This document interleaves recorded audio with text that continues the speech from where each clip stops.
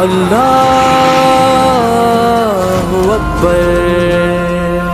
दिल मुर्दा दिल नहीं है इसे जिंदा कर दोबारा,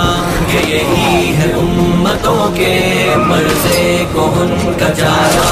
दिल मुर्दा दिल नहीं है इसे जिंदा कर दोबारा,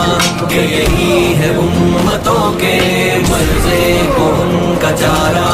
तेरा बाहर पुरसुकून है, ये सुकून है या फुसून है। तेरा बाहर पुरसुकून है, ये सुकून है या फुसून है। न नहंग है न तूफान न खराबिये किनारा,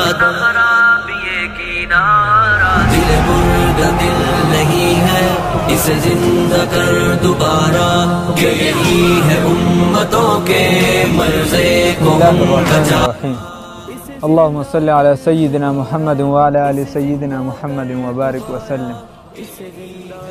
څنګه چې د دین اهم شعبې نورې دي، که هغه مونځ دی، زکات دی، حج دی او نور عبادتونه دي، لکه شان الله رب العزت د دین یو اهمه شعبه چې ده، یعنی څنګه چې الله رب العزت د دین امور ذکر کړي دي قرآن کې، دکه شان الله رب العزت تجارت هم ذکر کړی دی. الله رب العزت بار بار فرمایلی د تجارت په اړه باندې چې ستاسو د برخته پاک چې د دریاب مسخر کړی لپاره دی چې تاسو په دې کې کاروبار وکړئ، تاسو دې کې ګټه وکړئ وغیره. نو الله رب العزت د دین چې دی دا ګرځولې جامع د هر یو څیز دپاره، داسې نه دی چې صرف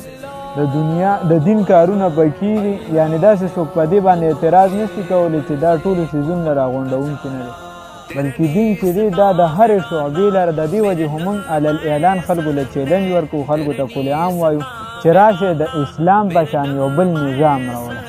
راشئ د اسلام په شان یو بل دین راوړئ، یو بل داسې تاسو چې قانون وایې که هر څه ورته وایي هغه راوړئ چې د اسلام په شان جامع وي، هر یو څیز هغې راغونډ کړی وي. د دې وجې د دین یو اهمه شعبه چې هغې کې د دین کې هر یو څیز ذکر دی، که هغه معاشرتي ژوند دی، که هغه ستا سیاسي زندګي ده، که هغه ستا چې دی د حکومتي څومره قانون دی، یعنې ستا که د فوج نظام دی، که ستا چې دی د پارلیمنټ نظام دی، هر یو څیز پکې موجود دی. رسول الله صلی الله علیه وسلم فرمایلی دی وی التاجر الصدوق مع النبیین والصدیقین والشهداء والصالحین، چې کم تاجر وي او دی صادق او امین وي په خپل فن کې، نو دی به د نبیانو سره وي، دی به د صدیقینو سره وي، دی به د شهداو سره وي او د نیکانو سره به د قیامت په ورځ باندې. باقاعده په فقه کې د دې ټول ابواب دي چې تجارت به په دې طریقې سره کې په صحابو کې لوی صحابو د هغوی لوی کاروبارونو لکه سیدنا عثمان رضی الله تعالی عنه، سیدنا عبدالرحمن ابن عوف رضی الله تعالی عنه، یا زمونږ امام اعظم ابو حنیفه رحمه الله. نو دا ټول د دین شعبې دي او چې څوک په دې کې کار کوي، بلکې رسول الله صلی الله علیه وسلم فرمای چې پس ته فرض عبادت نه چې دی په انسان باندې د خپل اهل او عیال چې دی نفقه دا لازمي ده.